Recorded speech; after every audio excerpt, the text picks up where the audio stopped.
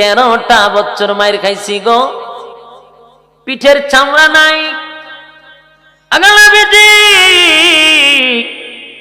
জিব্বার মধ্যে পর্যন্ত প্যারাক মারছে গো, ইমান চারিলাই আপনার জন্য, দিনের জন্য, আল্লাহর জন্য জীবন দিয়ে দিতে প্রস্তুত।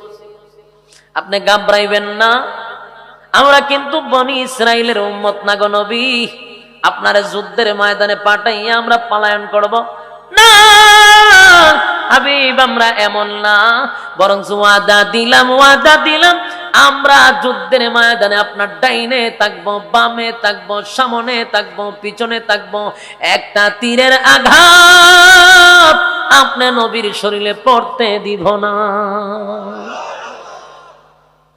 এই ছিল সাহাবায়ে কেরামদের ঈমান। সাহাবায়ে কেরামরা যুদ্ধের ময়দানের জন্য প্রস্তুত হয়ে গেল, যা আছে তা নিয়ে যাবে, কিন্তু নবী এখনো কান্দে, বারবার আসমানের দিকে তাকায় আর বলে, মালিক রে, আমারে তুমি সাহায্য করো, আমারে সাহায্য করো, আমার কলিজার টুকরা সাহাবীদেরকে লইয়া আমি যুদ্ধের ময়দানে যাব, পেটে খাবার নাই, তরবারি নাই, বাছাই করে 313 জন রেডি করছে। কয়জন? 313 জন, কিন্তু 313টা তরবারি হাতে নাই, মাত্র 313 জন, 313টা তরবারি নাই, অনেকের হাতে খেজুরের ডাল। এই লইয়া যুদ্ধ করবো 1000 প্রশিক্ষণপ্রাপ্ত সেনাবাহিনীর কাছে, অস্ত্র সহ তারা আসছে, আবু জাহিল্লার সাথে যুদ্ধ করবে, অস্ত্র নাই, পেটে খাবার নাই। নবী কান্না শুরু করে দিল। আল্লাহ রাব্বুল আলামিন তখন ঘোষণা দেন, নবী গো কান্দেন না, মন ঘাবড়াইবেন না, হাবিব 13টা বছর গো নবী। আল্লাহ কি কয়? পাগড়ি খুলেন, সব সময় মাথায় পাগড়ি বাঁধলে চলে না, পাগড়ি খুলেন, মাজায় বাঁধেন, ধরেন আর সাইজ করেন। কথা কয় খালি কুবা শামসু, কথা কয় মানে কুবা গায়ে ফিরে যখন ঝগড়া করে এমনি ছেড়ে দিলে চলবো, ধরেন আর কুবা। আল্লাহ ভাই আমি সাহায্য করবো, অসুবিধা কি?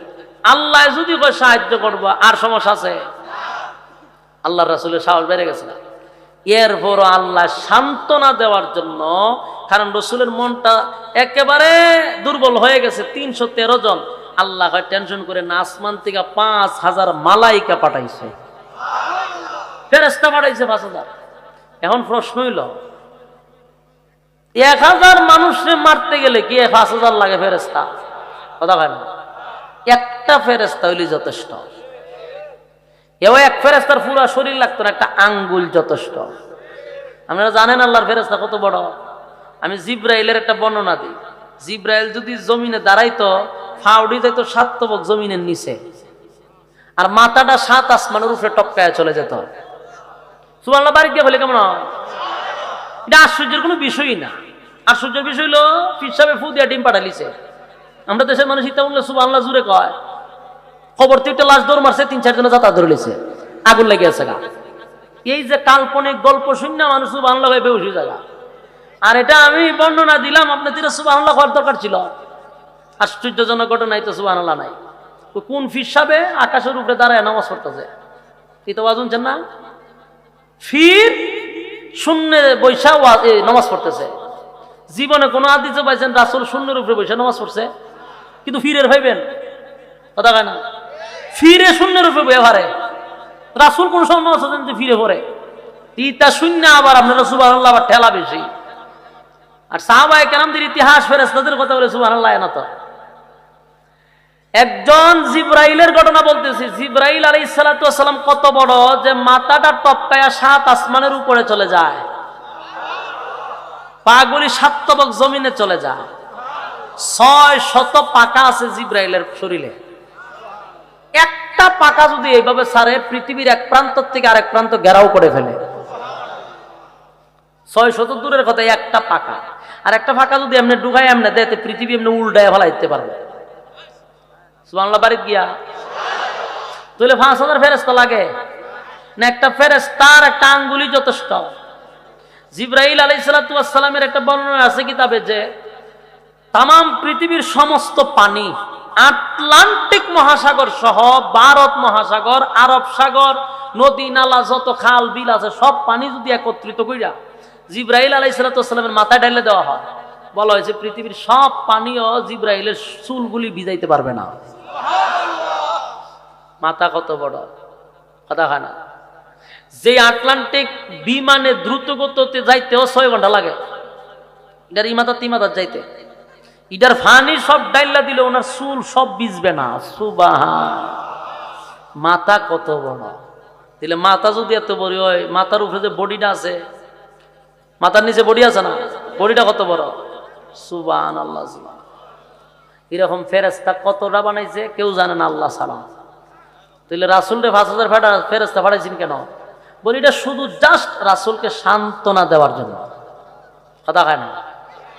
রাসূলকে একটা বুঝ দিছে যে হ্যাঁ পাঠাইছি 5000, কিন্তু আসলে 5000 ফেরেশতা লাইমা যুদ্ধ করলে পৃথিবী উল্টায় আরেক দেশ আরেকটা জায়গায় নিয়ে ফেলাই দিল, কথা হয় না। আল্লাহর হাবিব রাহমাতুল লিল আলামিনকে আল্লাহ সান্ত্বনা দিছে, হাবিব ঘাবড়াইবেন না, আমি আছি। ফেরেশতা পাঠাইছি, যুদ্ধ শুরু করে। যখন বদরের যুদ্ধে গেল, প্রান্তে গেল, যুদ্ধের মাঠে গেল, আবু জাহেল এই যুদ্ধে সরাসরি উপস্থিত আছে। আবু জাহেল ঘোড়ার উপর থেকে দাঁড়াইয়া মুস্কি মুস্কি হাসে, আবার টিটকারি মস্কারিও শুরু করছে, আবার হাতও তালি দেয়। কেন জানেননি? ঘটনা হইল এরা হইল 1000, এদের কাছে পারমাণবিক অস্ত্র আছে, বিভিন্ন মেশিন গান আছে, যুদ্ধ করার সরঞ্জাম আছে, কিন্তু এরা তো কিছু নাই। অনেকান্তের দিকে থেকে আসে, যেমন লাল চামড়াগুলি প্রথম হাসাহাসি করছিল, উড়াইয়া দিমু শেষ করে দিমু। যখন ঢুকছে মাথা ঢুকায়, যখন এদিকে মাথা আনতারে না, ভিতর ঢুকতে পারে না। এটারে আমরা দেশে মাইনকার সিপা, মাইনকার সিপা খাইতে খাইতে 21 বছর মাইনকার সিপাত পড়ছে, পইরা লাস্টে হাওয়া তো দইরা বাঁচছে। কিন্তু এরাও কিন্তু টিটকারি মস্কারি ঘুরে ঢুকছিল, কথা হয় না। আবু জাহিল্লার এই ঘটনা সেম। আবু জাহিল্লার টিটকারি মস্কারি করতে করতে বদরের প্রান্তে গেছে, গিয়া কয় গরিব তোর সাথে যুদ্ধ, তোর দি বেটা খাবার নাই, তোর দি শরীরে খাপড় নাই, খেজুরের ডাল রয়েছে তো যুদ্ধ করতে। হ্যাঁ, খুব টিটকারি মস্কারি করতেছে, হাসি তামসা শুরু করছে। সাহাবায়ে কেরামদের হালত দেখতা যে আমরা এতগুলো সৈন্য নিয়ে আসা বেজ্জতি হয়েছে, কয়েকজন আইলি চলতো, এরা তো হাত অস্ত্রই নাই। আল্লাহ কয় আচ্ছা খাড়ো, যুদ্ধ করবে। আবু জাহিল্লা গুড়ার ভরতে বইবা টিটকারি মস্কারি করে। যে যুদ্ধ শুরু হয়েছে, এরাও ঢুকছে, হেরাও লামছে। লাইমা যখন শুরু হয়ে গেছে গা, যেই শুরু হয়েছে, বেঈমানরা যুদ্ধ শুরু করে চিল্লানি শুরু করে দিছে। এক একটা শিক্ষা মারে, ওমা ওমা, কি তারে ওমা মা করস কা, যাতা দাদরছে চিল্লাস কা, জিব্রা বাইরিয়েছে। এক একটা তরবারি লইও শিক্ষা মেরে বেউসি জায়গা। ঘটনা কি তারে, এত লোক ঢুকলি যুদ্ধের ময়দানে, এত মারামারি, এখন ওমা করে চিল্লি মানুষ কেন? বলে ডুকা গিয়া দেখ তো, হ্যাঁ আরো ঢুকে ঢুকে এটাও চিল্লি মারে ওমা কইয়া। ঘটনা কি তা, ডুসা ডুসি শুরু হইল। সাহাবায়ে কেরাম খালি আল্লাহু আকবার হইয়া লামে, আল্লাহু আকবারের ধ্বনি দিয়া লামে। এখন এরা যে শিক্ষা শুরু করছে, অস্ত্র ফালাইয়া এরা জাগাচ্ছে, অনেকগুলারে কুবা শামসু কচু কাটা করা শুরু করছে। এক মাথা এইভাবে কুবাই, ওই মাথা গিয়ে দেখে সব পয়রা চাই। বেঈমানটা কই 1000 অস্ত্র লই এলাম, এবার ঢুকার দি কচু পাতার মতো কাটতে ফেলাইছে। ঘটনা কিটা, একটা যখন কাপড় খুললো দৌড় শুরু করছে, এটা 3-4 দিনে যাতা ধরছে যাস তো। ঘটনা কিটা, এরা জিগা ঘটনা কিটা, চিল্লাসকে বলে ভাই গড় চিল্লাইতাম না, ভিতরে ঢুকিয়া গিয়া দেখ। বলে তুই কিতা দেখেছ তুই দেখো, এরা দি খেজুরের ডাল দিয়ে যুদ্ধ করে দৌড় মারস করে। বলে দৌড় মারতাম না, আমরা ডুইটা গিয়ে দেখি এরা তরবারি তুলে একটা তরবারি যে সময় লামে একসাথে 70টা লামে। সুবহানাল্লাহ গান, তরবারি তুলে একটা আর তরবারি লামে কটা, একসাথে 70টা তরবারি লামে। এই দৃশ্য দেখে তো সিল্লি দেওয়া ছাড়া কোনো গতি নাই, কথা হয় না। 70টা তরবারি কোথার থেকে আসে? হ্যাঁ, এটা হলো আল্লাহর সাহায্য। এই জন্য বেঈমানরা এই যে দেখে দেখে ওই জায়গা তো বেশকি মেরে ভরে জায়গা, আর মানে কচু পাতার মোড়ে কাটতেছে। শেষ পর্যন্ত আল্লাহর কি কুদরত দেখেন। আবু জাহিল্লা টিটকারি মস্কারি করছেন না, কথা হয় না, হাসি তামসা করছেন না। এই আবু জাহিল্লার আল্লাহ সাইজ করছে কেমন জানে, মাত্র 12 বছর আর 11 বছর, 2 শিশু দিয়া। এরা 2 ভাই কি করলো, একজন সাহাবীরে কয় আবু জাইল্লা কোনটা? এই লোককে আবু জাইল্লা কোনটা এটা দেখার দরকার না, তোরা গেছত নিয়ে আনছে ছোট ছোট বাচ্চা ঢুকছস, আবু জাইল কোনটা তাড়াতাড়ি কন। ইসাবিক আমি আশ্চর্য গেলাম, আমার যাইতে ভয় লাগতেছে, হে কয় আবু জাইল কোনটা? বলে ওই যে বইয়া রয়েছে গুড়ার উপরে, দেখ সুন্দর সুন্দর পুষ্টবাষ্ট। এই দুই ভাই বাস পাখির মতো উড়াল দেখেছে না, কইতাতে যুদ্ধের ভিত্তিতে ঢুকে গেছে আবু জাইল্লা। তার আবু জাইল্লার গুড়ার নিচে গিয়ে কয় আবু জাইল্লা লাম, আমরা যুদ্ধের সেনাপতি, হের বয়ে সবাই কাঁপে। এ নিচে চাইতে দুই ছোট ছোট বাচ্চা, একাহারে মোহাম্মদের যে বুদ্ধি শুদ্ধি কম, ছোট ছোট বাচ্চা বাড়াইছে যুদ্ধের ময়দানে, আর কোনো খায়া খাম নাই। হ্যাঁ বাচ্চা কাচ্চা তোমরা কেন আইছো? তোমরা মা বাপ নাই, গেছো নি যুদ্ধের ময়দান থেকে? হের উপদেশ দিয়ে যাইতো গা, তোমরা কেন পাঠাইছে? এরা দুই ভাই কি করছে, আল্লাহ আকবার কয়ে গুড়ার ফায়ার মধ্যে মেরে দিছে। মানে এরা তো শুরু আনতে তো হাত লাখ পাইতো না, এর লেগে নিচে কূপ মেরে দিছে। যেই সেট মারছে গুড়া গেছে গা ফইরা। আবু জাইল্লা কি উপরে বই থাকবো? হে ও তিনটা ডিগবাজি দিয়া পড়ছে। যেই পড়ছে হে আবার পড়ার সময় এক ভাইয়ের হাতের মধ্যে সেট মারছে, মারছে পরে বড় ভাইয়ের হাত কেটে গেছে, কাইটটা এটা এইভাবে ঝুল্লা রয়েছে, হাতটা কাইটে গেছে। এরপরে দেখেন ইমানি যে জজবা, 12 বছরের বাচ্চা, হাত কেটে গেছে খেয়াল নাই। আবু জাইল্লারে খতকান ইচ্ছা মতো গাওয়াইছে, হল্লায় মল্লায় দুমসালে গাওয়াইছে। গাওয়াই আবু জাইল্লা কল্পনা করতে পারছে না দুই বাচ্চাদের ভিড়াইব। হে বাইশ করতে করতে ইয়ারে গর্দনায় মেরে দিছে স্যার, সুবহানাল্লাহ। বাড়ি গিয়া দুই ভাই মিললে একটা জায়গা চাষ করে লাইছে, সাইজ কইরা দুজন দৌড় রাসূলের কাছে গেছে, গিয়া কয় আবু জাইল্লারে শেষ করে লাইছি। রাসূল আশ্চর্য ঘটনা কিতা, আবু জাইল্লা শেষ করেছে বলা হয়। এখন দুই ভাই লাগছে ঝগড়া, হুজুর আমি মারছি, উনি কয় আমি মারছি, হে কয় আমি মারছি। দুই সাহাবী। এবার রাসূল দুইজনের তরবারি নিয়ে দিয়ে, একটার মধ্যে গুড়ার রক্ত আর একটার মধ্যে আবু জাইল্লার রক্ত তুলে, একজনে গুড়ার সেদ দিছে আর একজনে আবু জাইল্লা মারছে। রাসূল বলবে এমন সময় জিবরাইল বললেন না, বললে কষ্ট পাবে, কোন বলে দুজনই মারছে। সুবহানাল্লাহ। আল্লাহ রাসূল বলছেন হ্যাঁ তোমরা দুজনই আবু জাইলকে মারছো, তবে তোমরা একজন গনিমতের মাল পাইবা আর একজন পাইবা না, তার মানে একজন শাহাদাত বরণ করবে। রাসূলের ইশারা হয়ে গেছে।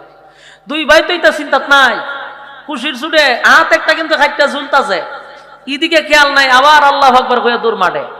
যুদ্ধ যখন করতো হাত একটা বেড়াছাড়া করে, এটা লাগিয়ে ঝুলে রয়েছে, হাত রে ফায়ার নিচে ফালাইছে, ফালাইয়া আল্লাহু আকবার কইয়া জোরে টান মাইরা হাত ছিঁড়া ফালাইছে। বদরের যুদ্ধের ইতিহাস, ছোট বাচ্চা ফালাইছে হাত, ফালাইয়া এক হাত দিয়ে অন্তর বাড়িতে যুদ্ধ করে। তো ছোট মানুষ তো কতক্ষণ যুদ্ধ করবো, আরেকজন আয়াসিরা তারে মাথার থেকে বডি আলাদা কেটে দিছে, শাহাদাত বরণ করছে। সুবহানাল্লাহ। আর ওই দিকে আবু জাইল্লার তো ফালাই দিয়ে আইলো, আব্দুল্লাহ ইবনে মাসউদ গেছে সেই দিকে দৌড় গিয়ে আবু জাইল্লা ঘুরে করে কি তারে যদি ওখানে জিতা মরসত না, উনি ফালতা গিয়ে বুকের উপরে বইছে, আবু জাইল্লার বুকের উপরে। কথা বুঝতেছে?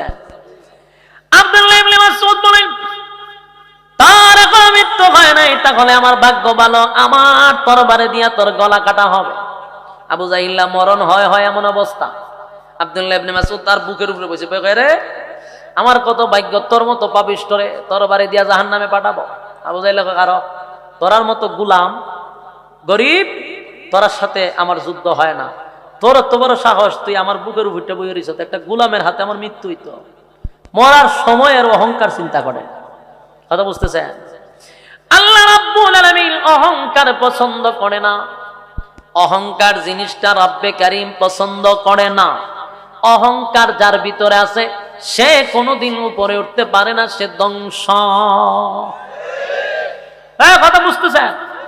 অহংকার এটা মারাত্মক জিনিস।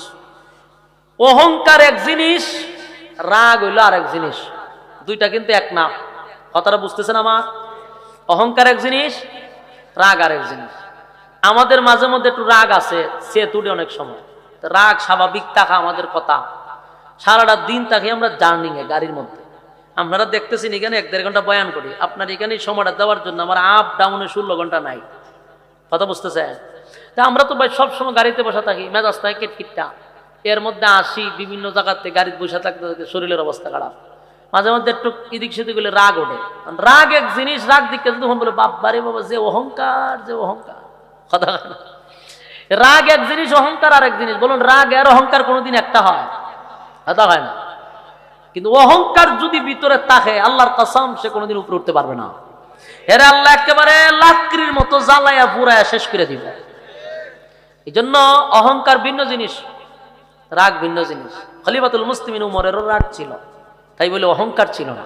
আমরা রাগ দেখাইলে হুজুরের অহংকার বেশি, এই যে মাথা মুডা বুঝে কম, বলে রাগ উঠলো কি অহংকার দেখানি হয়, এটা কথা হয় না।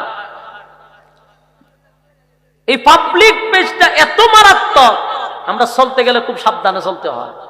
অনেক মাহফিলে গিয়ে বলি, ভাই আমার একটা বোতল দিতে হবে পানির, মাম পানি দেন অথবা কোন একটা বোতল দেন। কেন কইছি, এই মাথা মোটা অনেকগুলা বুঝে না।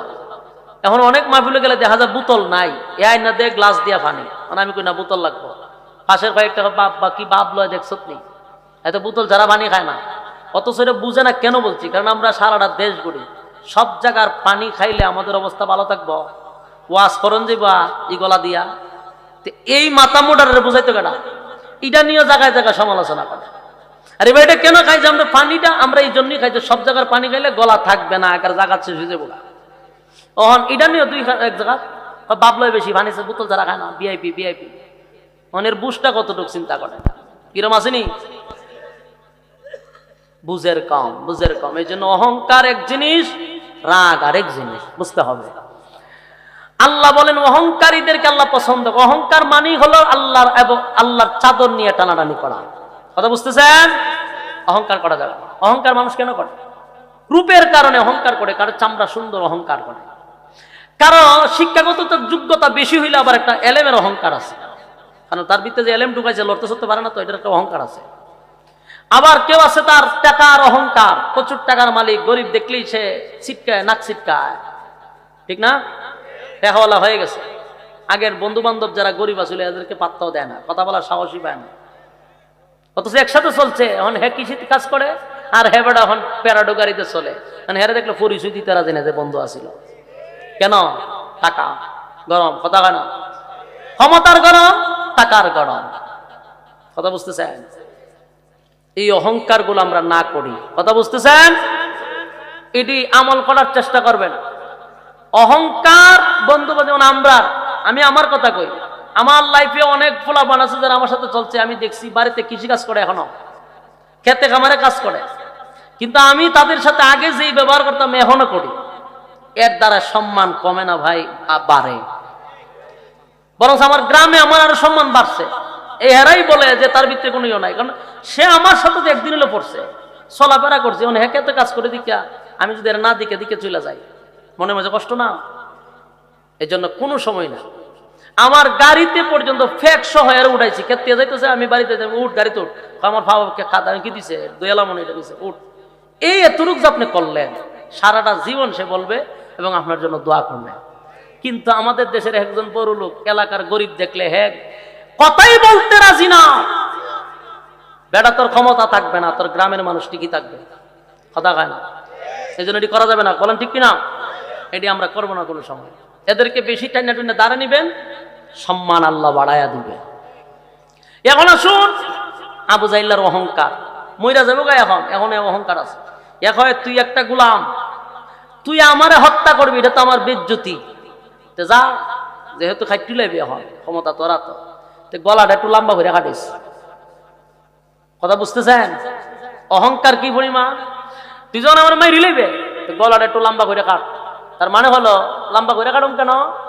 মানুষের জন্য বুঝে আমি যে নেতা আসলাম, আমি যে সর্দার আসলাম, আমার মাথাটা গর্দনাটা দেখি যেন বুঝে। মরার সময় তার অহংকার গেল না।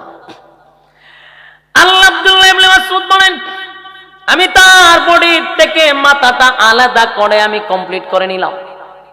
বদরের যুদ্ধ যখন শেষ হয়ে গেল, আল্লাহ রাব্বুল আলামিন 313 জনকে বিজয় দান করলো। অসংখ্য সাহাবী প্রায় 14 জনের মতো শাহাদাত বরণ করছে। আর বাকিদেরকে রব্বি কারীম এত সম্মান আর মর্যাদা দিছে, বদরের যুদ্ধের সাহাবীদেরকে আল্লাহ মর্যাদা বাড়ায়া দিছে। বিজয় দান করলো যুবক ভাইরা আমার। এরকম ভাবে মক্কা থেকে মদিনায় আসার পরে একটা দুইটা নয়, অসংখ্য যুদ্ধ হইছে, একটা যুদ্ধ বেঈমান জিততে পারে নাই। কিসের বলে? অস্ত্রের বলে? ঈমানই বলে, কথা বলেন, কিসের বলে? ঈমানের বলে, অস্ত্রের বলে নয়। সাহাবায়ে কেরাম যুদ্ধের ময়দানে বিজয় দান করুন আল্লাহ। একটা দুইটা না, অনেকগুলা যুদ্ধ। সংক্ষেপে বলি, মক্কা থেকে মদিনায় আসার প্রায় 7 বছর, জুড়ে কোন কয় বছর? 7 বছর পরে আল্লাহর হাবিব স্বপ্নের মধ্যে একবার দেখলেন সাহাবায়ে কেরামদেরকে লইয়া আল্লাহর হাবিব চলে গেলেন মক্কায়। মদিনার থেকে সাহাবায়ে কেরাম লইয়া কোথায় গেলেন? মক্কায়। স্বপ্নে দেখতেছে মক্কায় গিয়া খানায়ে কাবা তওয়াফ করলেন এবং নিরাপদে মক্কার ভিতরে ঢুকলেন। নিরাপদে আবার সাহাবায়ে কেরামদেরকে লইয়া হজ উমরা শেষ করে নবী তাদেরকে লইয়া মদিনায় আসছে নিরাপদে। এই স্বপ্ন মসজিদে নববীর মধ্যে বৈশা যখন আল্লাহর হাবিব বলতে লাগলো, সাহাবীরা রে, আমি গতকালকে স্বপ্নে দেখছি রে, এই ঘটনা হইছে, আমি স্বপ্নে দেখছি। এমনি হযরত ওমর বলেন, হাবিব আপনার স্বপ্ন তো স্বপ্ন নয় গো, এটা ওহী বাস্তব। তাই আপনি এই স্বপ্নটা বাস্তবায়ন করেন। 60টা বছর হয়ে গেল নিজের বাবার দেশ, দাদার দেশ খানায়ে কাবা ছেড়ে মদিনায় চলে আসছে। কলিজাটা দাও দাও করে জ্বলে খানায়ে কাবা দেখার জন্য। আপনি যেহেতু স্বপ্ন দেখছেন, নিরাপদে ঢুকছি, নিরাপদে বাহির হইছি, আপনার স্বপ্ন তো সত্য, তাই আমাদেরকে লইয়া আপনি মক্কায় চলেন। সাহাবায়ে কেরামদের কথাগুলি শুনে আল্লাহর হাবিব গোটা মদিনায় খবর হয়ে গেছে, কে যাবি রে? আল্লাহর হাবিব মক্কায় যাবে হজ উমরা করার জন্য। কারা কারা যাবি? গোটা মক্কা থেকে, মদিনার থেকে প্রায় 1400 সাহাবায়ে কেরাম মহিলা সহ, বেড়া বকরি সহ হজ পালন করার জন্য মদিনার থেকে 500 কিলোমিটার দূরে মক্কায় গেলেন হজ করার জন্য। যেখান পর্যন্ত গেলেন ওই জায়গাটার নাম হলো হুদাইবিয়া। এটা হলো হুদাইবিয়া নামক ওই সন্ধি। ওই জায়গাতে গিয়া যখন রাসূল অবস্থান করছে, গোটা মক্কা নগরীতে খবর হয়ে গেছে আব্দুল্লাহর পুত্র মুহাম্মদ মদিনা থেকে সাথী সঙ্গী লইয়া মক্কায় ঢুকতেছে যুদ্ধ করার জন্য। আমাদেরকে হামলা করবে, আমাদের উপরে নির্যাতন করবে, মক্কা চিনায়া নিবে, এই উদ্দেশ্য হয়তো মক্কায় আসতেছে। আমরা যে তারা বিদায় করে দিয়েছিলাম, সে প্রতিশোধ নেওয়ার জন্য হয়তো আব্দুল্লাহর পুত্র মুহাম্মদ আসতেছে রে। গোটা মক্কা নগরীতে খবর হয়ে গেছে। আমি জানতে চাই আপনাদের কাছে, বলুন তো দেখি আল্লাহর নবী কি যুদ্ধ করার জন্য গেছিল? কথা হয় না, কিন্তু এরা রটাইছে কি? মানে যুদ্ধ করবার লেগেছে। গেল হজ করার জন্য, ইহরামের কাপড় পরিধান করছে। যারা হজ করছেন ইহরামের কাপড় পরিধান করতে হয়। ইহরামের কাপড় পরিধান করলে পরে ইচ্ছাকৃতভাবে একটা পিপিলিকা মারা পর্যন্ত নিষেধ। 1400 সাহাবায়ে কেরাম লইয়া গেল রে। গোটা মক্কা নগরী খবর হয়ে গেল আল্লাহর হাবিব যুদ্ধ করতে আসছে। আবু সুফিয়ানের নেতৃত্বে মক্কা চলত। গোটা মক্কা নগরী আতঙ্কে পড়ে গেছে, কারণ ভয় পায়। কারণ অতীতে যত যুদ্ধ করছে সবটিতে খালি খুব আইছে, কথা গায় না। একটা যুদ্ধেও তারা বিজয় আনতে পারে নাই, তাই ভয় পায় যে এখন যে প্রতিশোধ নিতে আইছে। যদি মক্কায় ঢুকে মক্কা চিনায়া নিবে, কারণ তাদের শক্তি বেশি, মানুষ কম কিন্তু ক্যাপাসিটি বেশি। আবু সুফিয়ান নেতৃত্ব দিল, আমাদের জীবন যায় যাক, আমরা জীবন দিয়া দিব, কিন্তু আব্দুল্লাহর পুত্র মুহাম্মদের বাহিনীকে মক্কায় ঢুকতে দিব না। মক্কায় ঢুকতে দিবে না। মক্কা থেকে গিয়া রাসূলের কাছে মেসেজ চলে গেল, নবী গো আপনারে মক্কায় ঢুকতে দিবে না। গোটা মক্কা নগরীর মানুষ এক হয়ে গেছে, ঢুকতে দিবে না। রাসূল বলল, ঠিক আছে, তোমরা এখানে তাঁবু টাঙ্গাও। ওইটার কয় হুদাইবিয়া নামক জায়গা। তাঁবু টাঙ্গাইছে, সাহাবায়ে কেরাম নিয়ে এখানে রাত যাপন করবে। রাত্রের বেলা এখানে তাঁবু টাঙ্গায় যখন রয়েছে, ওইদিকে মিটিং এর পর মিটিং মক্কায়। আবু সুফিয়ান মিটিং এ বইয়া কয়, হ্যাঁ রে, যুদ্ধ যে আমরা করতাম, যুদ্ধ করার আগে কিছু সিস্টেম আছে। আমি যদি আপনার সাথে যুদ্ধ করতাম চাই, তাহলে সর্বপ্রথম আমার জানতে হবে আপনাদের অস্ত্র কি পরিমাণ আছে, বাহিনী কি পরিমাণ আছে, অর্থনৈতিক দিক দিয়া সব দিক দিয়ে আমার আগে খবর নিতে হবে, ওইটার উপর ডিপেন্ড করে ওই পরিমাণ লোক নিয়ে ওই পরিমাণ অস্ত্র নিয়ে যুদ্ধ করতে হবে। কথা হয় না? আপনার শক্তি আগে আমার জানতেই বনি, আমি যদি আপনার শক্তি না যাই নিজেই যুদ্ধ করতাম মায়ের খাওয়ান লাগবো নি। কথা হয় না? আপনারা কি বিরক্ত লাগতেছে? সেইটা দিলে আমার ডাবল সুবিধা, কোনো অসুবিধা নাই। আর এমন ছেড়ে দিবার সময় হয়ে গেছে, আপনারা মোরসামুরসি করেন, আমি ছেড়ে দিতেছি। কথাটা বোঝার চেষ্টা করেন। আপনাদের সাথে অথবা কারো সাথে যদি আপনি মারামারি করতে যান, আগে আপনার জানতে হবে শক্তিটা হতেন আছে। কথা হয় না? আবু সুফিয়ান চিন্তা করলো যুদ্ধ যে করতাম আগে একটু শক্তি পরীক্ষা করে আলো, কি পরিমাণ লুক আইছে, কি পরিমাণ অস্ত্র আইছে। গোয়েন্দা 2 জন পাঠাইছে রাত্রের বেলা লুকাই গিয়া, 2 গোয়েন্দা পাঠাইছে ওখানে গিয়ে দেখতো কি পরিমাণ মানুষ হয়েছে। কথা বুঝতেছে? আর আল্লাহ রাসূল কি করলো, রাত্রের বেলা সাহাবায়ে কেরামরা বললো একটা কাজ করো, তোমরা রাত্রের খাবার রেডি করো। হুজুরতে চুলা বানাবো কটা? প্রায় 100-র মতো বানাও। এরা মাথা গুটিতে ভরে আছে, মানুষ 1400, 100 চুলাতে কি করতাম? আপনারা কিন্তু 1400 মানুষটা খাওয়াইতে চুলা কটা লাগে? হ্যাঁ, 2-3টা হইলে হয়। মাশাআল্লাহ, 2-3টা যেখানে হয় এখানে 100 চুলা লাগে। কথা কেন? আপনারা তো সঠিক উত্তর দিচ্ছেন, মাশাআল্লাহ। এই জন্য সচেতন হইলে যা হয়। এই ওয়াজিব আমি সিঙ্গা করছিলাম, আমি কই চুলা কটা লাগে 1400 মানুষ খাইবার লেগা? 400 লাগবো। আমি একেবারে পুরো তাজ্জুব পেলাম, কেন 400 লাগতো? জনে কি দেখ চুলা কইরা? আমি ফটো এলে আমরা টেস্ট করলাম, আমি তো আশ্চর্য, আমরা তো অত সচেতন। প্রায় জায়গাতেই কয় মমি সিং একটু বাড়ায় কইছিল 400 তো লাগবো। অন্যান্য জায়গাত কয় 100 লাগবো। তো বিবেক নাই, আবেগের সুরে টান মারে। 3টা অথবা 4টা চুলা হইলে এনাফ, ঠিক না? সাহাবায়ে কেরামদেরকে বললো কয়টা? 100টা বানাও। কিন্তু রাসূল বলছে বানাও, এখানে রিপিট করার সুযোগ নাই। যদি কেন বানাবো, কোন কারণে, এই সুযোগ নাই। এই কথা কওয়ার সাহসও কারণ নাই। এত আদব ছিল সাহাবায়ে কেরামদের মধ্যে। রাসূল বলছে বাস শেষ। এখন এরা যারা বানায় এরা কইতেছে ঘটনা তো বুঝলাম না, কোন ঘটনা? 100 চুলা কোন যুক্তিতে বানাবো? আর একটা এরা যুক্তি মুক্তি তালাশ করিস না। রাসূল কইছে বানাইতে থাক। পরে মনের দুঃখে চুলা বানাইছে, চতুর্দিকে গুড়াইয়া চুলা বানাইছে, বানাইয়া সবটি চুলার জন্য আগুন ধরাইছে লাকড়ি দিয়া, ডেস্কিও বসাইছে। রাত্রের বেলায় গোপনে 2 গোয়েন্দা আছে, মানুষ দেখতো আয়া পাহাড়ের টিলাতে লাইমা দেখে খালি আগুন আর আগুন। এরা কিন্তু আগুন দিয়া বাউন্ডারি দিছে। এইটা আরেকটা চিন্তা করে আটটু সামনে যাই, আটটু সামনে গিয়ে দিক গেলে ঘটনা, আটটু সামনে গেছে গিয়া দেখে করি এটা আগুন না, এটা চুলা। চুলার মধ্যে আগুন ধরাইছে। কয় বেটা চুলাই, এত চুলা কিতা? ওইটার তো ঘটনা। আরো সামনে যায়, আটটু সামনে গিয়ে দেখে চুলার চুলা, চতুর্দিকে খালি চুলা, আগুন আর আগুন। এই 2 লোকে কয় সর্বনাশ সর্বনাশ, 100 চুলা যদি হয় মানুষ খাওয়াইন না কত হাজার হবে। এরে কয় কইরে ক্যালকুলেটারে ধরতো না, আয় আমরা গিয়া আবু সুফিয়ানের দিয়া গনাই প্রতি চুলাতে কতজন খাইতে পারে, এই তুলনায় কত চুলা। যুদ্ধ করণ লাগতো না, তাড়াতাড়ি বাঘ বাঘ এখান থেকে। এই 2টা দৌড়তে দৌড়তে মক্কায় গেছে, গিয়া হেদানি শুরু করছে। আবু সুফিয়ান জিগা তোমরা যে ফাটাইছিলাম লোক পরিমাণ কিতা দেখছ? বাইরে ভাই খালি চুলার চুলা। পাঠাইলাম মানুষ দেখতে, চুলাটা কিতা করতাম? বলে খালি চুলা। আরে চুলা কিতা? বলে চুলার চুলা। ঘটনা কি? বলে গেছিলাম মানুষ দেখতাম, গিয়া দেখি চতুর্দিকে চুলা।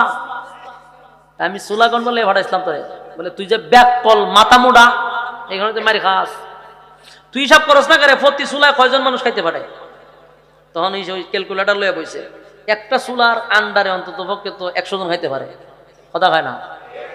100 কি আমি একটা চুলার আন্ডারে অন্তত 200-300 খাওয়াইতে পারবেন।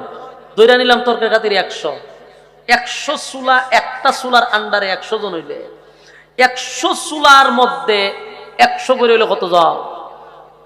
10,000 মানুষ। এরা আরো বেশি হিসাব করছে। কইরা কয় হন তুই চিন্তা কর, এই পরিমাণ মানুষ আমরা সারা মক্কা দুনিয়ায় ঘুরে তো নাই, এই মানুষের সাথে যুদ্ধ করতাম। অতীতে আমরা 7-8টা যুদ্ধ করলাম, সবটিতে আমরা খালি ট্যাঙ্গের গিরাত কুবাইছে। আর হন বাড়ির দাঁড়াইছে লুক লইয়া। আবু সুফিয়ানের ভিতরে একটা মুসরা মারছে যে সর্বনাশ, বেঙ্গুলের ছাকা আঙ্গুল দিয়ে লাভ নাই। কতক্ষণ পরে কয় খারো দাঁড়া, আমার মনটা শান্তি হইতেছে না, তোরা রাত্রের বেলা গেছ তো না এক জিনিস দুইবার দেখছ? এরা জিগা এমনও তো হইতে পারে এক জিনিস দুইবার দেখছ।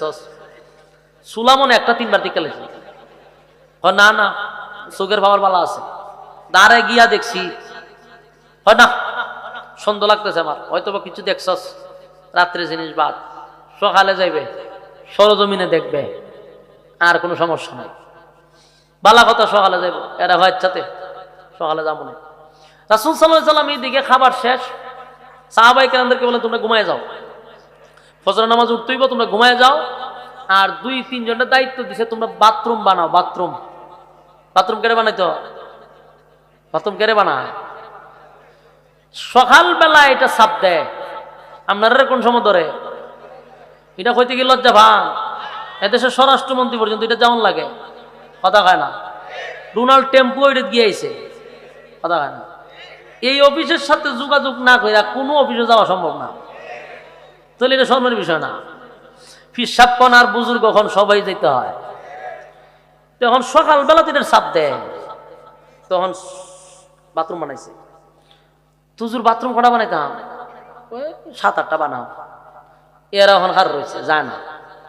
মানুষ হলো 1400, আমরা এখন বাথরুম দরকার মিনিমাম 1-150, চুলা দরকার 4টা, বানাইলাম 100টা।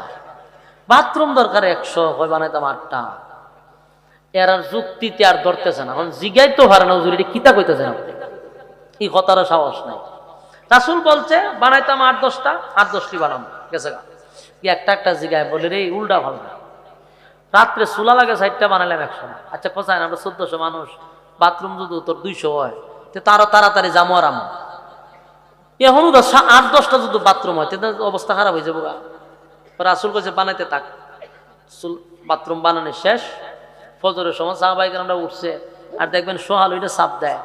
এখন বাথরুমে ধরছে যে 10 জন যখন ঢুকে, বাকি 10 জন, আর 10 জন তো ঢুকতে থাকা, তাহলে বাথরুম বুকিং না, বাকি মানুষ কিতা করবো? ওই এক বাথরুমের পিছন দিয়া সিরিয়াল শুরু হয়েছে, 10টা সিরিয়াল বদনা লইয়া। 2টা সকাল আইছে, মানুষ দেখতো গোয়েন্দা, 2টা লাইন বা দেখে কিতারে লাইন ধরছে কেন, কিতা কইতাম ঘাটু সামনে যা, আর একটু সামনে গেছে কি এখন কি তারিখ ঘটনা কিতা বড়া ক্যাম্পের ভিতরে ঢুকে কিতা, আরো সামনে গেছে কি এখন, আরে এটা তুই বদনা লইয়া হার হয়েছে, বদনা লইয়া হার হয়েছে কেরে, বদনা লইয়া হারিয়েছে কেরে বুঝোস না? আমরা 2জনে যেটা করেছি আর ওইটা করতেছে।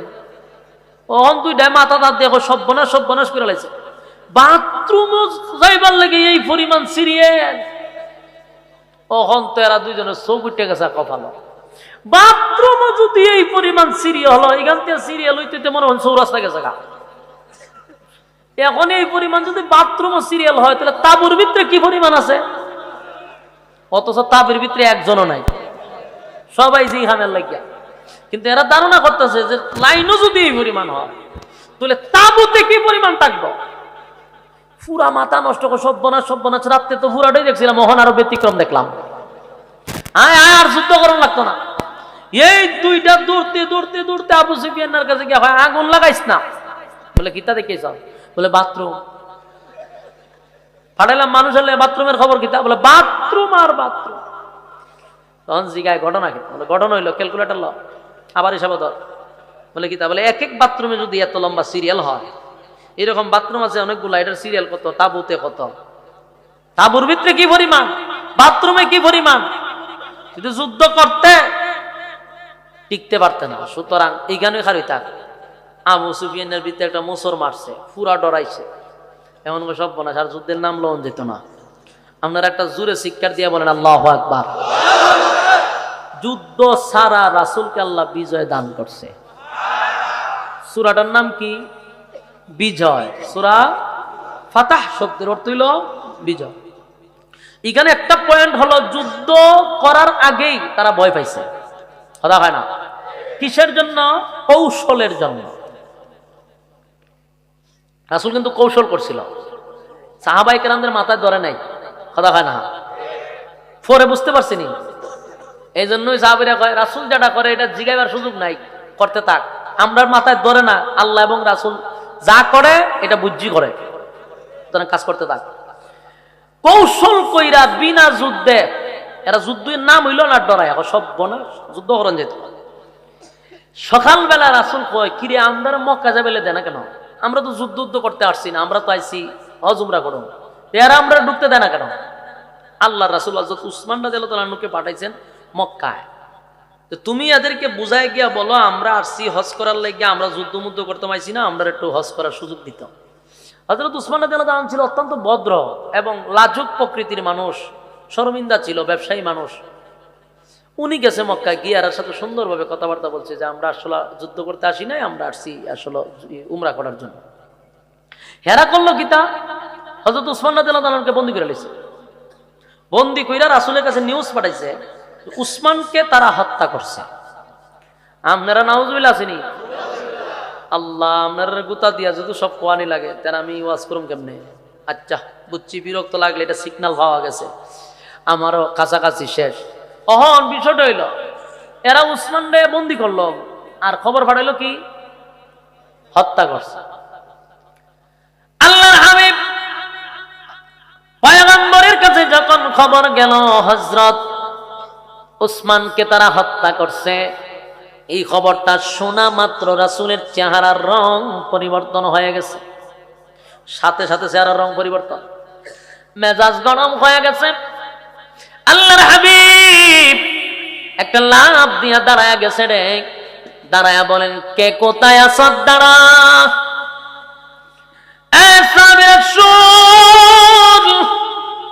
যুদ্ধ করতে আসিলে, যুদ্ধ করতে আসি নাই রে, আমি আসছিলাম খানায়ে কাবা একটু জিয়ারত করার জন্য, খানায়ে কাবা জিয়ারত করার জন্য, খানায়ে কাবা তো পড়ার জন্য যুদ্ধ করতে আসি নাই। কিন্তু আমার ওসমানকে তারা হত্যা করেছে, এই খবর আমি নবীর কানে পর্যন্ত পৌঁছে গেছে। যদি আমার ওসমানকে তারা হত্যা করে রে, আমি রাসূল ওয়াদা দিলাম ওসমানের রক্তের প্রতিশোধ না লইয়া আমি নবী মদিনায় যাব না। আর জোরে বলে আল্লাহু আকবার। একটা জবান বন্ধ রাখবেন না, আল্লাহু আকবার। আল্লাহর হাবিব সাহাবায়ে কেরামদেরকে বলেন ওসমানের রক্তের প্রতিশোধ না লইয়া আমি নবী মদিনায় যাব না। যুবক ভাইরা আমার বলুন তো দেখি, আল্লাহর নবী মাঝে মধ্যে রাগ করছেনি? খালি তসবিহ জপছে, খানকার ভিতরে বইয়া গুরু গনছে, বকরি গনছে। আমরার দেশে মনে করি খানকার ভিতরে ঢুইকা শুধু গরু লইয়া আর ছাগল লইয়া দৌড়াদৌড়ি, ডাইলে চাইলে খিচুড়ি বানাইয়া খাওয়াইলাম আর হক মৌলা কইলাম আর জিলাপির গান গাইলাম। এটার নাম বুঝি ইসলাম? না না, এটার নাম ইসলাম না। আল্লাহর নবী 27টা যুদ্ধের মধ্যে সেনাপতি ছিল। জোরে জোরে কোন সুবহান। আল্লাহর হাবিব তরবারি লইয়া যুদ্ধের ময়দানে গেছে গো। দেশের রাষ্ট্রনায়ক ছিল, দেশের প্রেসিডেন্ট ছিল। এগুলা কিন্তু আলোচনা করা দরকার। এগুলা আলোচনা করলেও আমাদেরকে কয় আপনারা রাজনীতির আলোচনা করেন। আমি ওই সমস্ত মাথা মোড়াদেরকে বলি আমার রাসূল প্রেসিডেন্ট ছিল, এটা কি তোর কাছে গোপন রাখতাম? আমার পয়গম্বর দেশের প্রেসিডেন্ট ছিল, রাষ্ট্রনায়ক ছিল। শুধু ফিরাগি করে নাই, শুধু তসবিহ জপে নাই, এর পাশাপাশি দেশ চালাইছে।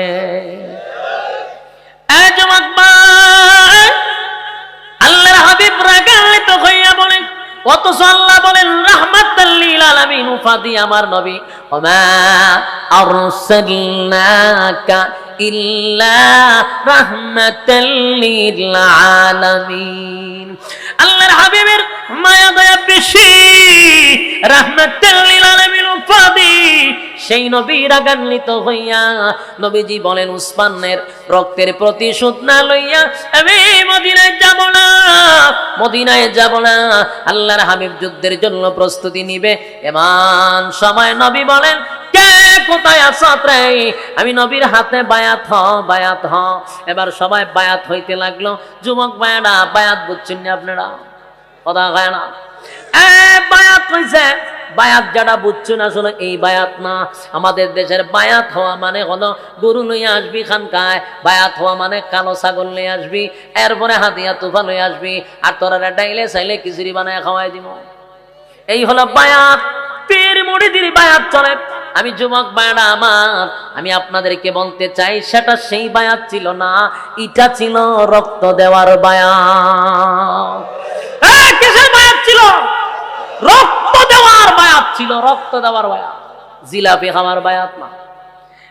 যুবক ভাই, আল্লাহর হাবিব বলেন কারা কারা বায়াত হবে? সাহাবায়ে কেরামরা নবীর হাতে এইভাবে হাত রাখলেন, একে একে সবাই বায়াত হলেন। এবার আল্লাহর হাবিব ওনার হাতটা সবার উপরে রাখলেন। এবার হযরত ওমর বলেন, হাবিব আমরা আপনার হাতের মধ্যে বায়াত হইলাম গো,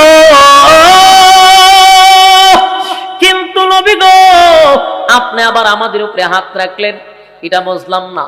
আল্লাহর নবী বলেন, উমর রে, ও আমার সাহাবায়ে কেরামরা, ওসমানকে হত্যা করা হইছে এই খবর আমার কানে আসছে, কিন্তু উপর থেকে খবর আসে নাই, তাই আমি এখনো কনফার্ম না। যদি ওসমান বেঁচে থাকে ওয়াদা দিলাম ওসমান এই বায়াত গ্রহণ করছে, আমি ওসমানের পক্ষ থেকে আমি নবীর হাত রেখে দিলাম। যুবক ভাইরা আমার, যুদ্ধের জন্য প্রস্তুতি নিল। ঠিক এই মুহূর্তে গোটা মক্কা নগরী খবর হয়ে গেল রে, আব্দুল্লাহর পুত্র মুহাম্মদ যুদ্ধের জন্য প্রস্তুতি নিছে, তোরা উসমানকে হত্যা করছ। গোটা হুদাইবিয়া খবর হয়ে গেছে। সাথে সাথে তারা ভয়ে তরতর করে কাঁপতে লাগলো। উসমান রাদিয়াল্লাহু তাআলা হুকে সাথে সাথে ছেড়ে দিছে। সুবহানাল্লাহ। উসমান রাদিয়াল্লাহু তাআলা যখন হুদাইবিয়া নামক জায়গায় গেলেন, আল্লাহর রাসূল হযরত উসমানকে দেখা সাথে সাথে যুদ্ধের কথা ভুলে গেলেন, যুদ্ধ চেঞ্জ করলেন। যুদ্ধ হবে না, উসমানকে ফিরে পাইছি, যুদ্ধ করার জন্য মোটেও আমি আসি নাই, আমি আসছি খানা কাবা তওয়াফ করার জন্য। উসমানকে পাইছি, যুদ্ধের কোনো প্রয়োজন নাই। ওইদিকে আবু সুফিয়ান তার কয়েকজন লইয়া মক্কা নগরের সবচেয়ে বড় বড় লিডার গলিরে লইয়া হুদাইবিয়া নামক জায়গার মধ্যে আসছে সন্ধি করবার লাগিয়া। হুদাইবিয়া নামক জায়গার মধ্যে আসছে। আয়েশা ডাক দিয়ে, মুহাম্মদ তুমি কি আগের প্রতিশোধ নিতে আসছো মক্কায়? আল্লাহর নবী বলেন, কেন? তোমারে বিদায় করে দিয়েছিলাম, সেই প্রতিশোধ নেওয়ার জন্য অস্ত্র নিয়ে আসছে। আল্লাহর নবী বলেন, আবু সুফিয়ান যুদ্ধ করার জন্য আসি নাই, ইহরামের কাপড় পরিধান করে আসছি রে, যুদ্ধ করবার জন্য আসি নাই। যুদ্ধ করার লাগে আমি আইছি না, আমার একটু সুযোগ দে, আমি হজ উমরা করে চলে যাই। এবার মক্কা নগরীর মধ্যে কয়েকজন লিডার বলেন, এই যদি হয় কথা, তাহলে আমাদের কিছু চুক্তি আছে, সন্ধি, আমাদের কিছু চুক্তি আছে, শর্ত আছে। যুবক ভাই, শেষ কথা যেখানে আমি শুরু করছিলাম এখানে আসছি, এখন একটু মনোযোগ দিয়া শুনেন কি শর্ত করছে এরা, কি চুক্তি শুরু করছে শুনেন। এদের কথা হলো, আপনারা কি হজ করতে আসছেন? বলে হ্যাঁ। তাহলে আমরার কিছু শর্ত আছে, শর্ত মানলে আপনাদেরকে হজ করতে দিব। আল্লাহর নবী বললেন, যা বলবা আমি সব মেনে নিব, আমাদেরকে হজ করতে দিবা। এবার তাদের এক নাম্বার শর্ত হলো, এই বছর আপনারা হজ করতে পারবেন না। প্রথম শর্ত দিয়ে বলে, এই বছর আপনারা হজ করতে পারবেন না, আগামী বছর এই বছরের হজ আপনারা কাজা করবেন। আল্লাহর নবী এমন একটি কথা বললেন, আমি মেনে নিলাম। কি করলো? মেনে নিলাম। সমস্ত সাহাবায়ে কেরামরা নবীর দিকে তাকায় আশ্চর্য হয়ে গেল। কেন গো আল্লাহর নবী এমন শর্তটা মেনে নিল? নবী কেন মেনে নিল? সাহাবায়ে কেরাম কথা বলে না, নবী কথা বলতেছে। দ্বিতীয় চুক্তি হলো, আমি আপনাদের কাছে বলতে চাই, আপনারা এই বছর তো হজ করবেনই না, 10 বছরের একটা চুক্তিনামা থাকতে হবে, 10 বছরের ভিতরে যুদ্ধ বিগ্রহ চলবে না। আপনি আমাদের মধ্যে যুদ্ধ চলবে না, যুদ্ধ বিগ্রহ চলবে না। বলে মেনে নিলাম। আপনাদের কোন লোক যদি ইসলাম ত্যাগ করে মক্কায় আসে, আমরা তারে ফুলের মালা দিয়ে বরণ করব। আর আপনাদের পক্ষ থেকে যদি কেউ আমাদের পক্ষ থেকে ইসলাম গ্রহণ করে যদি মদিনায় যায়, তারা আপনারা মদিনায় ঢুকতে দিবেন না। কথাটা বুঝছেন নি? মক্কা থেকে ইসলাম ধর্ম গ্রহণ করে মদিনায় গেলে ঢুকতে দেওয়া হবে না। মদিনার থেকে ইসলাম ত্যাগ করে মক্কায় ঢুকতে গেলে ফুলের মালা দিয়ে ঢুকাইব। বলুন তো দেখি এই শর্তগুলা কি উভয় পক্ষের না একতরফা? একতরফা চুক্তি দিচ্ছে, মেজাজ গরম হওয়ার কথা। সাহাবায়ে কেরামদের চোখগুলি বড় বড় হয়ে গেছে, কিন্তু নবীর অর্ডার পায় না। পাইলে তুই কুবা শামসুর মতো কুবাই লইলে কথা হয় না। কারণ এরা তো দুর্বল না, অতীতে যুদ্ধ সব সাহাবায়ে কেরামরা জিতছে। তাহলে রাসূলের দিকে তাকায় এরা চুপ করে বইছে। আল্লাহ নবী বলেন সব মেনে নিলাম। বলি সব যে মেনে নিছে, মুখে বললে হবে না, চুক্তিনামা কাগজে লেখেন, সব কথাগুলি স্টাম্প করেন। রাসূলকে স্টাম্পও করবো, অসুবিধা নাই। হযরত আলী রাদিয়াল্লাহু তাআলাকে দিছে কলম, এখানে স্টাম্প করো। এখন হযরত আলী রাদিয়াল্লাহু তাআলা লেখছে কুরাইশ বংশের আব্দুল্লাহর পুত্র মুহাম্মদুর রাসূলুল্লাহ সাল্লাল্লাহু আলাইহি সাল্লাম ও মক্কা নগরীর কয়েকজনের মধ্যে চুক্তিনামা। এই কথাটা বলতে এরা কাগজটা টান্দা নিছে, নিয়ে গয়ে বেড়া আমরা এই কাগজের এই লেখা মানি না। মেজাজটা কেমন হয়, কথা খায় না। এতক্ষণ তোরা একতরফা চুক্তি দিলে সব উত্তে মেনে নিল, এখন কাগজে লিখতাম, এখন কই মানি না। কেন মানো না? ও মুহাম্মাদুর রাসূলুল্লাহ, এই রাসূলুল্লাহ শব্দ কেন? যারা ভূমিকা সর্বপ্রথম ওয়াজ শুনছিলেন এদের মাথায় কিছু ধরবে, আর যারা শুনেন নাই কিছু বুঝবেন। আমি জন্য প্রথম ওয়াজ শুনতে হবে। এই দ্বন্দ্ব হয় রাসূল নিয়া, কি নিয়া? মক্কার প্রথম কি নিয়ে হয়েছিল? রাসূল নিয়া। কাগজে লেখা কি? এরা কয় আব্দুল্লাহর পুত্র মুহাম্মদ, ইগান পর্যন্ত মানি, রাসূলুল্লাহটা মানি না। কেন মানো না? কতলে আজ থেকে অনেক বছর আগে তোমার সাথে যুদ্ধ হয়েছিল সর্বপ্রথম এই রাসূল নিয়া, আবার কাগজও রাসূল, চুক্তি মানি না। সাহাবায়ে কেরামরা ধৈর্যের একেবারে বাদ চিরা গেছে, না আর ধৈর্য ধরা সম্ভব না। কিন্তু রাসূলের উপরে কত বলতে পারতেছে না, কোন সাহাবীর সাহস নাই। কিন্তু হযরত উমরের তো রাগ বেশি।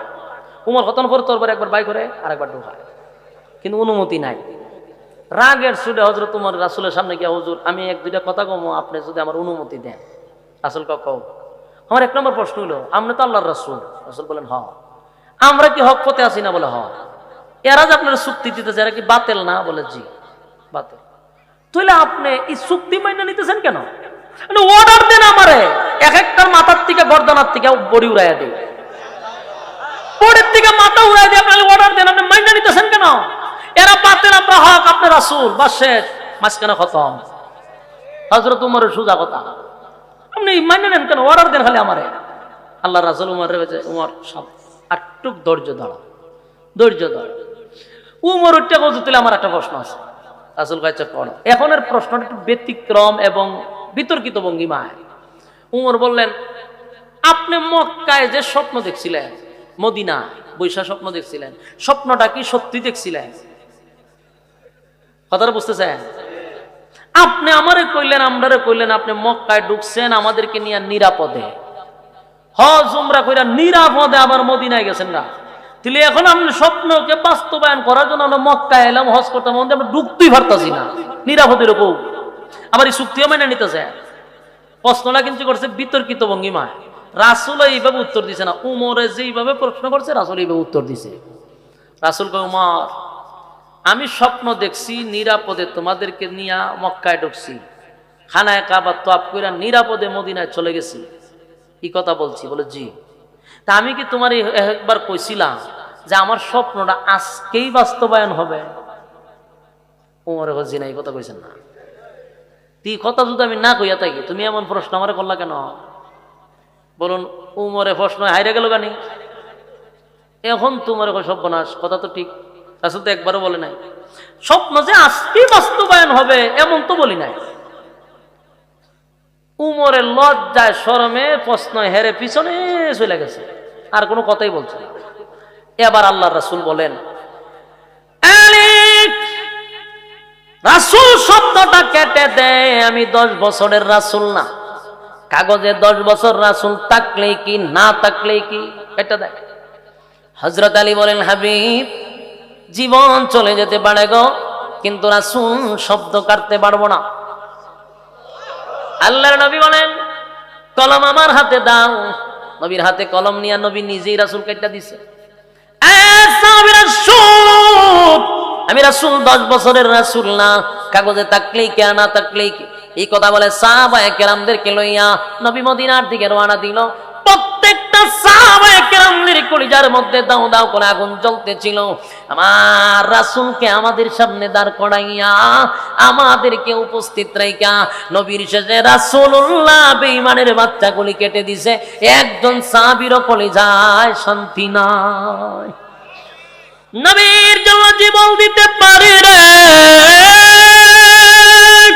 আজকে নবীর দাঁড় করাইয়া আমাদেরকে উপস্থিত রেখে কেমনে গো নামটা কাইটা দিল। একজন সাহাবীর মনের ভিতরে শান্তি নাই, ভিতরে কোনো শান্তি নাই। মদিনার দ্বার প্রান্তে যখন 500 কিলোমিটার দৌড়াইয়া সাহাবায়ে কেরামদেরকে লইয়া মদিনার দ্বার প্রান্তে আসছে, আল্লাহ পাক রব্বুল আলামিন জানেনি সাহাবায়ে কেরামদের কলিজায় কথা হয় না। আল্লাহ নবী জানে রে সাহাবায়ে কেরামদের ভিতরে কিসের ব্যথা আল্লাহ ভালো করে জানে। যেই মাত্র মদিনার প্রান্তে আসছে এমনি আমার তেলাওয়াত কি তো সূরা ফাতিহার প্রথম 29 নম্বর আয়াতটা নাজিল হয়ে যায়। আল্লাহ তখন নাজিল করেন মুহাম্মাদুর রাসূলুল্লাহ। মুহাম্মাদুর রাসূলুল্লাহ এই শব্দটা কোরআনে নাজিল হয়। সুবহানাল্লাহ। আল্লাহ ডাক দিয়ে বলে হাবিব আপনার কলিজার টুকরা সাহাবীদের ভিতরে বড় যন্ত্রণা। এটার একটা কারণ হলো 10 বছরের কাগজের মধ্যে রাসূলুল্লাহ না থাকার কারণে তাদের ভিতরে যে ব্যথা, যে কষ্ট আমি আল্লাহ বুঝতে পেরেছি। তাই আমি কষ্টটা দূর করে দেওয়ার জন্য আমি আপনাকে জানাই দিতে চাইবো আপনি নবী 10 বছরের রাসূল না, আমি আল্লাহ আপনার কিয়ামত পর্যন্ত রাসূল বানাইছি। 10 বছরের কাগজে থাকলেই কেন না থাকলেই কি 10 বছরের কাগজে রাসূল না থাকার কারণে আপনার কলিজার টুকরা সাহাবীরা যেই ব্যথা পাইছে আমি আল্লাহ সেই ব্যথা মুছে দেওয়ার জন্য আয়াত নাযিল করে দিল মুহাম্মাদুর রাসূলুল্লাহ ওয়াল্লাযীনা মা'আহু আশিদ্দাউ আলাল কুফফারি রুহামাউ বাইনাহুম তারাহুম রুকআন সুজদা। এই আয়াত নাযিল হয়ে যায় আল্লাহ রাব্বুল আলামিন রাসূলুল্লাহ মুহাম্মাদুর রাসূলুল্লাহ শব্দটা দিয়া সাহাবায়ে কেরামদের কলিজার ব্যথা মুছে দিল। দাও দাও করছিল, ব্যথায় ব্যথিত হইয়া কাঁদতে লাগলো। এই আয়াত নাযিল হওয়ার পরে সকলের দুঃখ মুছে গেল। কারণ আল্লাহ বলেন আমার কোরআন থাকবে কিয়ামত পর্যন্ত, আপনার রাসূল নাম থাকবে কিয়ামত পর্যন্ত। এই হলো এই সূরার একটা শানে নজুল। এরপরে রব্বে কারীম বলেন, আল্লাহ রাব্বুল আলামিন বলেন আমার রাসূল অনেক ব্যথা পাইছে, ব্যথা পাইয়া নবীর ভিতরে কষ্ট থাকতে পারে। তাই আল্লাহ সূরা ফাতিহা নাযিল করে প্রথম অংশগুলো আমার নবীরে সান্ত্বনা দেওয়ার জন্য। ইন্না ফাতাহনা লাকা ফাতহাম মুবিনা লিয়াগফিরা লাকা আল্লাহু মা তাকদ্দামা মিন যামবিকা ওয়া মা তাআখারা ওয়া ইউতিম্মা নি'মাতাহু আলাইক نعمته عليك ويهديك صراطا مستقيما وينصرك الله نصرا عزيزا هو الذي أنزل السكينة في قلوب المؤمنين ليزدادوا إيمانا مع إيمانهم ولله جنود السماوات والأرض وكان الله عليما حكيما। প্রথম অংশ নাজিল করে রাসূলকে সান্ত্বনা দিলেন এবং প্রকাশ্যে বিজয় ঘোষণা করছে। লম্বা ইতিহাস। মক্কা বিজয়ের একটা কারণ হলো হুদাইবিয়ার সন্ধি। সম্মানিত শুধুই লম্বা, তাই আমি শুরুতেই বলছিলাম এই জায়গায় পর্যন্ত আসতে হবে। আপনারা ধৈর্য নিয়ে বসছেন, কথাগুলি শুনছেন, আমিও বলছি, ভুল ত্রুটি মাফ করবেন। আর বলনেওয়ালা শুননেওয়ালা উভয়কে আল্লাহ সহি আমল করার তৌফিক দান করুক, আমিন। দুরূদ শরীফ পড়েন আল্লাহুম্মা সাল্লি আলা মুহাম্মদ ওয়া আলা আলি মুহাম্মদ কামা সাল্লাইতা আলা ইব্রাহিম ওয়া আলা আলি ইব্রাহিম ইন্নাকা হামিদুম